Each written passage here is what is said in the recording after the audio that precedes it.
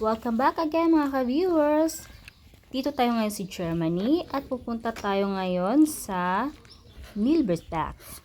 So pupuntahan natin yung aking kaklase at nagpapatulong kung paano nga ba mag-koprovashin sa isang pasyente. So pinuntahan ko siya at ito nga yung daan mga ka-viewers. Maulan. Ayan yung butas, sink yun.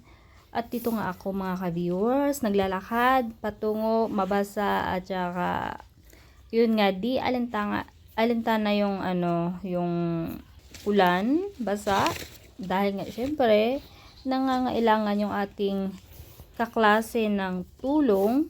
At yun nga, agad-agad ko nga naman pinuntahan kahit nga maulan, mabasa at saka ayun nga. Anyways, ito yung nakikita nyo mga ka-viewers, ito yung tinatawag nilang farm. Yung farm, yun yung tinatanim nilang mga gulay dyan, mais at saka guys, andito ako ngayon sa may parte ng Nelbenstrasse dito. At saka nakikita nyo yan. Yan yung farm nila. So dito ako naglalakad ngayon. Tingnan nyo. So nagbisita ako sa aking kaibigan. Tinulungan ko siya sa kanyang praxis preparation kasi meron na siyang practice. So tinulungan ko siya kasi may alam din naman ako, so sharing your knowledge ganon. So ito yung daanan, grabe lubak-lubak. So ayan guys, dito ako so tingnan nyo guys, yan yung dinaanan ko papunta doon. Grabeng layo dito pa so let's go na. So, balik naman tayo dito. Grabe pala yung daanan niya. Papunta pala sa may sa may train station. Ang layo pala ng kanyang lalakarin. So, ganyan pa guys, So, ito papunta ako dito. Andito na ako ngayon sa may highway. So, ito naman yung highway nila. So, ito yung highway. And guys, so, pupunta ako dun. Mabuti na lang at mabilis kong natandaan yung daan. Grabe. Gumamit pa ako ng Google Map para matuntun ko lang yung address niya.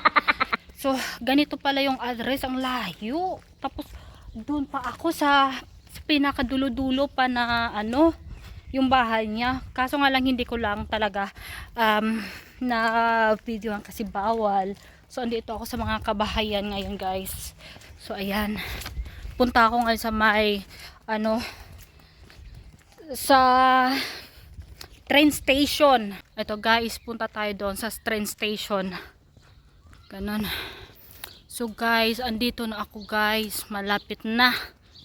So, pakita ko lang sa inyo yung daan ha.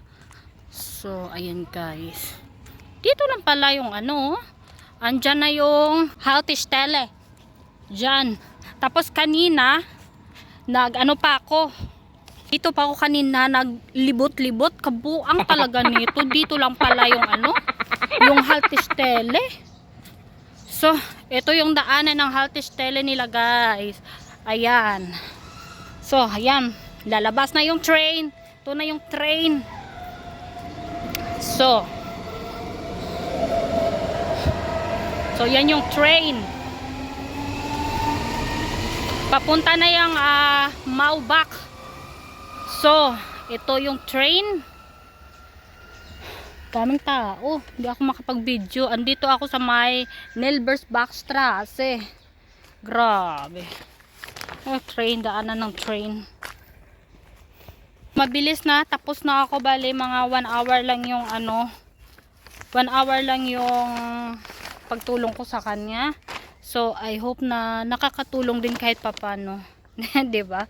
Sa Miraculous na kasi yung practice niya. So, kailangan niya ng tulong kung paano ba yung tamang proseso ng pag-washing ng mukha.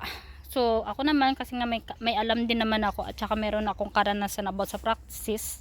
So, sinabi ko sa kanya kung anong tama, at saka pinakita ko sa kanya kung ano yung mali, ano yung for the right, at saka nagbigay din ako ng notice sa kanya para later on pag-uusayan niya yung ano niya, practice niya, yun.